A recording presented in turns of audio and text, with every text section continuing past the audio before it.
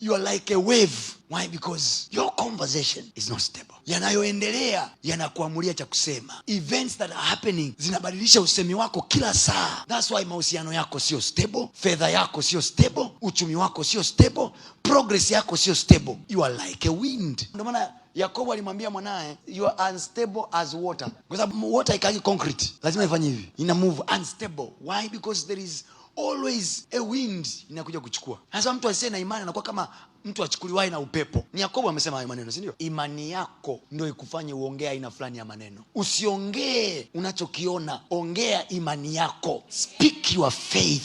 Speak what you believe, not what you see. Ndio maana nimeanza kukuambia hivi, ota ndoto kubwa and then involve God in it. Hapo ongea. Na niwaambie shetani alivyo. Shetani anacheza mchezo huu hapa. It is always heavy to speak positive on yourself. It is always heavy. Ndio maana ninapokuja kwenye muda wa ibada, take it serious because that's the only place you can force yourself until it flows. Unajua have you noticed kuna time unakuja kwenye ibada, you are very heavy. Yani barabarani uko umeshindwa kujitamkia positive mwenyewe.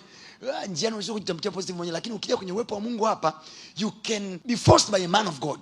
Yes. Kusema hiki. Yes. Mpaka baadaye tukianza kuomba, it flows itself. Yes. And then the joy goes on and you move. Amen. Because we are in a world, the devil doesn't want us to say anything good. Shetani akikufanikiwa tu kupata kinywa chako, moyo wako unayowaza ili useme, amewin.